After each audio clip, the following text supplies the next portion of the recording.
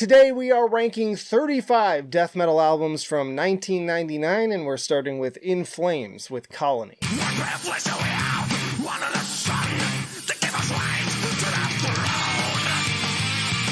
Now, I think that this is In Flames taking all the best elements of their early sound to their absolute pinnacle. Embody the Invisible is an incredible way to kick things off with some of their best riffs to date. Colony is a major head bobber, Zombie Inc. is sick, and Behind Space 99 is also a ripper. All of those soaring melodies just surround you. Named in Metal Hammer's top 20 best metal albums of 1999, it is going to perfection. Then we have Hellchild with Bare Skin.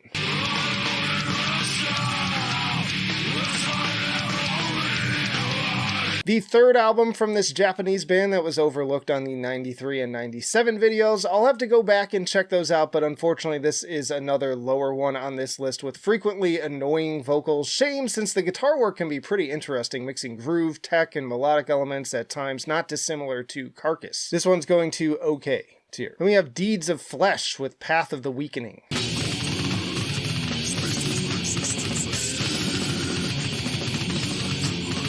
This sick California brutal death metal band back with album 3 and keeping a steady forward momentum. Solid production, more punchy breakneck speed in the drumming from Joey Heaslett, and some seriously techy riffs on par with Dying Fetus. Another consistent banger, start to finish. It's going to fantastic. Then we have Malignancy with Intrauterine Cannibalism.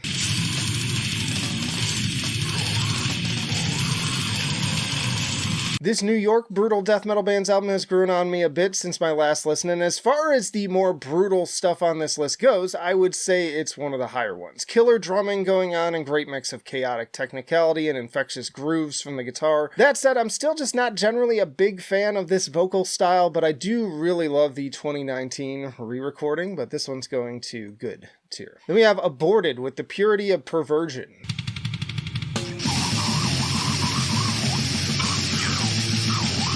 The Belgian band coming in heavy right from the start with their debut with the horror movie samples and song titles. Love the carcassy riffs and the Hellraiser-themed lament configuration in particular. Not a ton of their own identity yet, with Sven mostly breeing his way through this thing, but just pure brutal death metal and a lot of kind of gore grind too. Seriously inspired by the likes of Cannibal Corpse and Dying Fetus. Not bad at all, especially within the scope of 1999. Not one of my top picks either from them or in this year though, so it's going to great tier. Then we have Burn the Priest with Burn the Priest.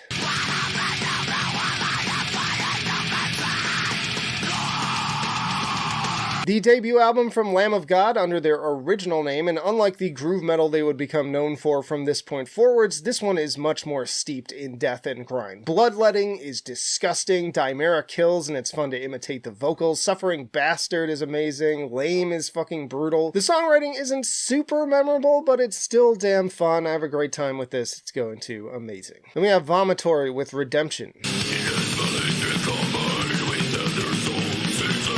Album 2 from these Swedes, mixing the sound of their region with the grimier parts of the Florida scene, I would say. Definitely a step up from the debut with raging riffs and truly relentless drumming. Serious props to Tobias stealing the spotlight on the kit. Not as in love with Jussie's vocals, though this would be his last album with Eric taking over afterwards. Consistent, if a bit samey, it is going to kill her. Y'all, of course, we have many more albums to go, but if you're enjoying the video so far, be sure to hit the like button to help me out, and also comment as we go along. Where do you agree? Where do we disagree? Let's get a conversation going. This is just my opinion. Also, save the playlist, because I've got all of these now. This is the last one of the 90s. We've got year 90 to 99 at this point. And if you'd like to see more, maybe I'll move into the 2000s. I'm probably going to go back and do the 80s albums as well, but it depends on how these videos do, which is up to you. But next up, we have Amon Amarth with The Avenger.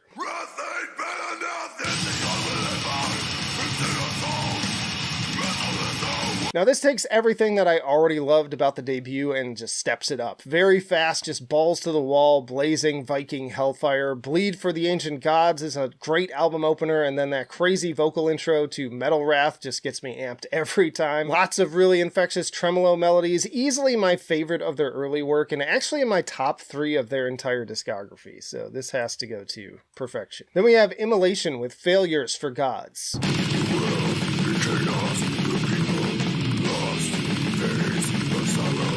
This album definitely steps up the atmosphere from the previous efforts, fitting to the album cover. I think I enjoy this one a little bit more just thanks to its kind of blizzard-like sound that surrounds you. As far as the songwriting goes though, I'm still not blown away by it. There's definitely some skull-bashing moments of technicality with the likes of Failures for Gods and Stench of High Heaven, and some cool soloing too with just an awesome sound to them. I'm gonna put this one at great tier. Then we have Necrophobic with The Third Antichrist.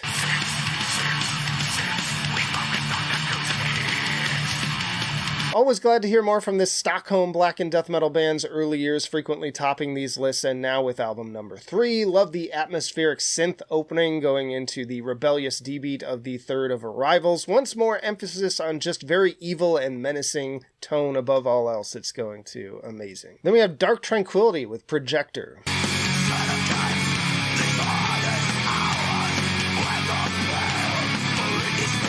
Definitely one of the albums in their discography with a bit of a bad reputation, and kind of understandably so. It's a big shift to more gothic influences, but that said, I have a soft spot for it, and it's not without some standouts in Free Card, Undue Control, Exposure, and especially Therein, which was a real treat to see them play live a few years back and just belt out in the chorus with the crowd, as I said in my Dark Tranquility tier list. So this is going to fantastic. Then we have Eternal Suffering with Drowning in Tragedy. Here's some loud music, which just sounds like it's saying, I'm angry. I'm very, very angry.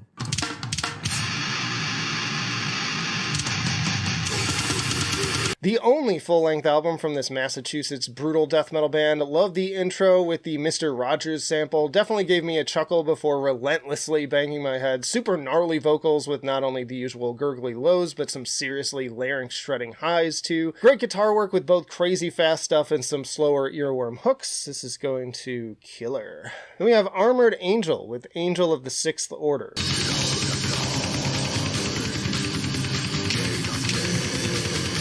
Another one-and-done album from this Australian band that started in speed and thrash before progressing to this more melodic sound. Personally, I find it to be a little bit sleepy. It's kind of like Amon Amarth took a lot of Xanax, is the way I look at it. Far from terrible, but I feel like I want to nod off listening to it, so it's just going to okay. Then we have Centurion with Coranzonic Chaos Gods.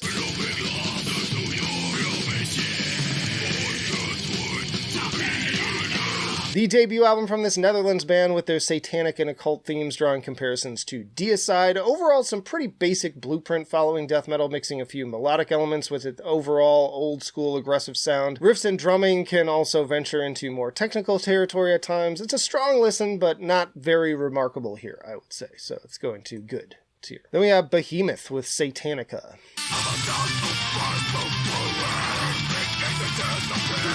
This is one of the earliest albums that I heard from the band, and I still enjoy going back to it semi-frequently. To me, this is where Behemoth truly become Behemoth, with a much more death metal style and production. It's still raw, but just feels like the classic death metal albums from that time and fully shifting away from the black metal stuff. It can get a little messy and inconsistent at times, but there are some really great tracks to find, like Lamb, Ceremony of Shiva, Decade of Therion being my personal favorites. This one, in 99, it's going to perfection. Then we have Ackercock with Rape of the Bastard Nazarene.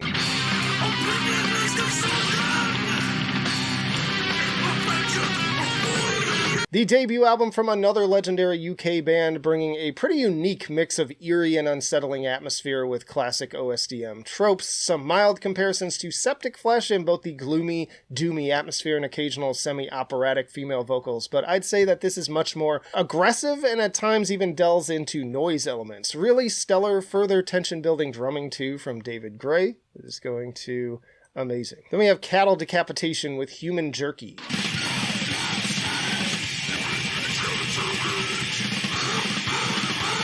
The debut album from this legendary death grind crew, and depending on where you look, it's listed as either an EP or an LP, but apparently the band counts it, and I got enough grief in my Cattle Decapitation tier list that I figured I should include it. 18 tracks, scraping through just 16 minutes, with more emphasis on the grindcore elements here than they would have on future releases. I'm putting it at great tier. Then we have 6 Feet Under with Maximum Violence.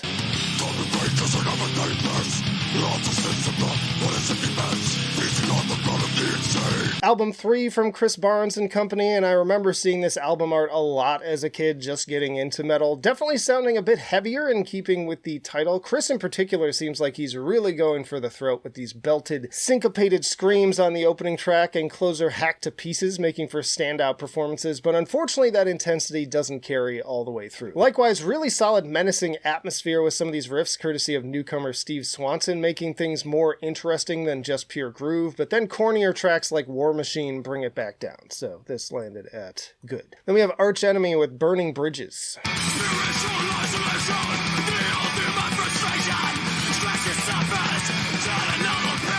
Vast improvement over the last two albums in my opinion. The Immortal is a great opener. Dead Inside has a little Megadeth going on, complete with ripping solos. Guitar work in general finally gets to really shine here with tons of great riffs, and the vocals continue to be questionable in places, but they work much better here, making it my favorite of the Johan era, with this being his final album. It's going to fantastic. Then we have Angel Corpse with The Inexorable.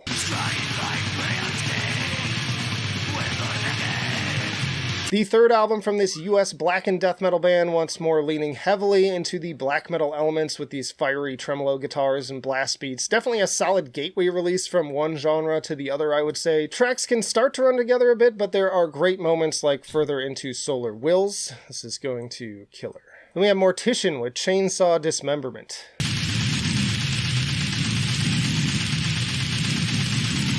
This album perfectly sums up my line when it comes to brutal death metal vocals. Like, I can handle the breeze and gurgles, but they are so grumbly and also just buried in the mix here that it just sounds like a bear snoring. I feel like I'm being gaslit. This feels like a meme's idea of what death metal is. Also add some very obviously programmed drums, and I just don't really understand the love for this one. I don't even hate programmed drums, but here they don't even feel like they match the grime of the rest of the music, so... Hate me if you want to. Again, let me know down in the comments if you love this album and why, but for me, it went to okay. Mike, you're doing it wrong. I can understand what you're saying. Then we have Children of Bodom with Hatebreeder.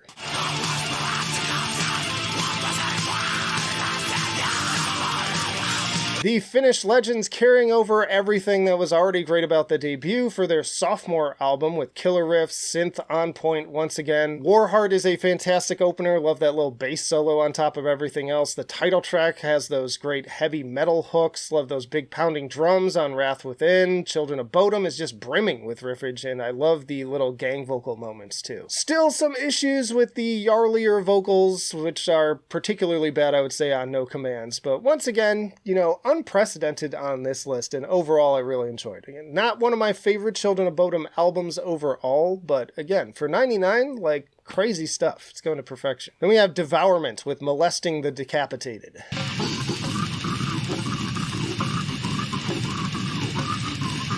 The debut album from this Texas brutal death metal band, another gurgle fest, which I feel like was becoming more of a trend at this point with slam on the rise. Lots of dodgeball snare drums too, and swampy grooves. And credit for the weird croak that Ruben is capable of when it starts to like vibrate in his throat. It's really unsettling. Genuinely, again, someone in the comments help me understand what you see in this style overall, because it all just runs together to me. To be fair, I hear some other people say that about early black metal, but I feel like for all the bad production those albums have, they at least sound different, but maybe that's just me. So this is going to great tier. Then we have Avulsed with Stab Wound Orgasm.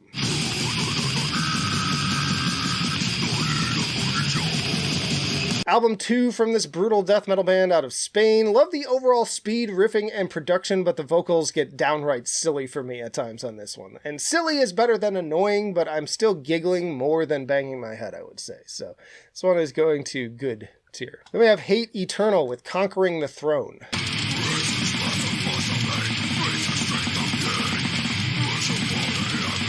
The debut album from this popular Florida band fronted by the talented Eric Rutan and with guitars from Suffocation's Doug Cerrito. More great, just classic era sounding death metal in the same vein as Cannibal Corpse with some great earworm riffs on the likes of By His Own Decree. Tight and consistent over its lean 33 minutes, but I do think it could have a little bit more variety and personality in the songwriting overall, so this one went to killer. Then we have Opeth with Still Life.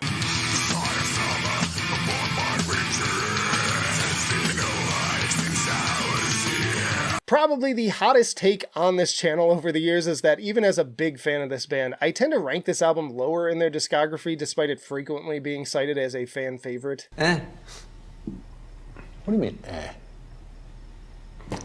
But let me also say once more that even the quote-unquote worst Opeth albums are still miles better than pretty much anything in the competition, and the opening track, The More, is an absolute masterpiece. I also enjoy Godhead's Lament, but after that, things start to trail off for me quite a bit until Serenity Painted Death and White Cluster. Like, there are plenty of great moments in the middle, but I just don't find myself as consistently engaged as with My Arms, Your Hearse, which I think is the superior album.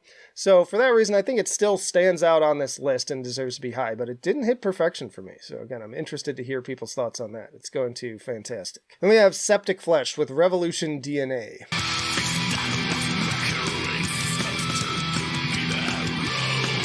Always fun to have an excuse to fanboy over this Greek band year after year, and things only get more impressive after this album, I would say. The clean vocal elements still aren't quite where they need to be, but once more the atmosphere is among the best on this list, and Spyro's death vocals only getting more expressive. Not my favorite from them either, but easily a high pick again on this list. Honestly, if they cut like 15 minutes out of it, I think it would be even stronger. But as it stands, it's going to amazing. Then we have two albums from Disgorge, starting with Cranial Impalement.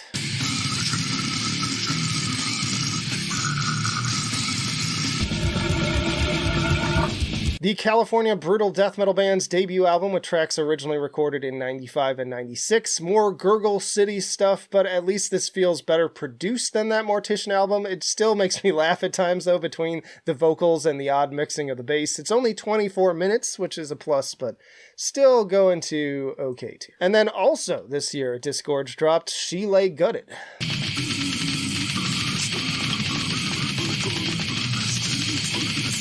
This is the more current recording, but I can scarcely tell the difference save for a touch more vocal variety and maybe some slight improvements to the production and mix. Still pretty boring to me personally. It's like the sonic equivalent of watching those Transformer movies where they are just so visually exhausting that my brain kind of shuts off. So this one's also going at okay tier. It's not my thing.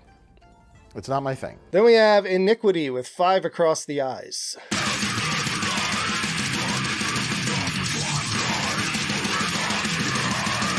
Album 2 from this Denmark tech death band. Solid listen with strong production, and the faster parts in particular are pretty wicked, but also a number of slower stretches that just leave me waiting for the next transition. But this did a little bit better than Disgorged, at least. It's going to good tier. Then we have Monstrosity with In Dark Purity.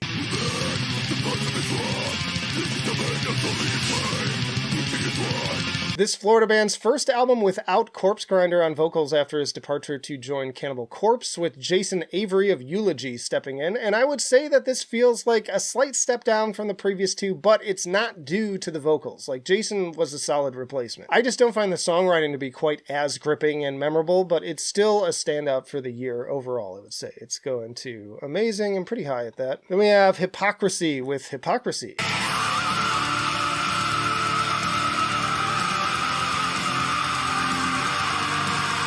Right from the top, it's clear that these Swedes are going for something more grandiose with the synth elements on this 6th album. I had to double check that I didn't actually push play on Septic Flesh in this case. But then going into Apocalyptic Hybrid, it's also clear that they've stepped up the faster parts as well, with a song that would have been right at home on Slaughter of the Soul. Fusion Program Minds also has plenty of In Flames DNA. Unfortunately, after that, there's an increased emphasis on some pretty weak, clean vocals that drag my enjoyment down. Like, it starts off really strong, and then it kind of like peters off after that. Still good though. It's going to Killer. Then we have Adramelech with Pure Blood Doom.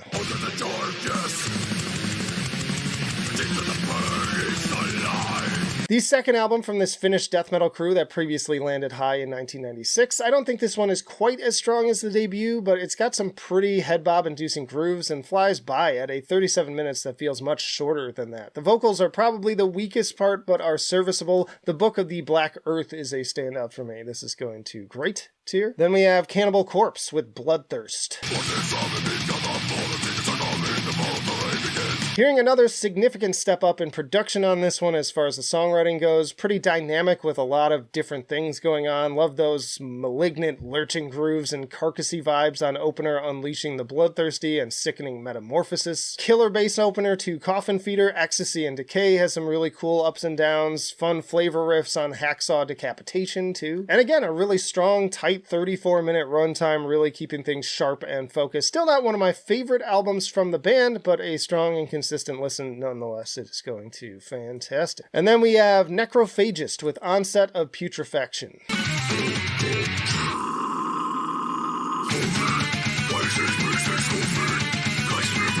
The debut from this killer German technical death metal band that helped to set the stage for everything from The Faceless to Beneath the Massacre in the 2000s. Recorded almost entirely by guitarist and vocalist Mohammed, and with some additional help, and man is it a wild ride and about as technical as they come with tracks like Intestinal Incubation and Culinary Hyperversity. Also love that bass on Fermented Offal Discharge. And most importantly, I'm always impressed with a band that can balance that level of showmanship and technicality with engaging songwriting so that it doesn't become style over substance. So of course, this had to go to perfection. Y'all check out this playlist for every year of the 90s ranked, and if these videos do well enough, maybe I'll continue on to the 2000s. You can also check out this video for something else. But that'll do it for now.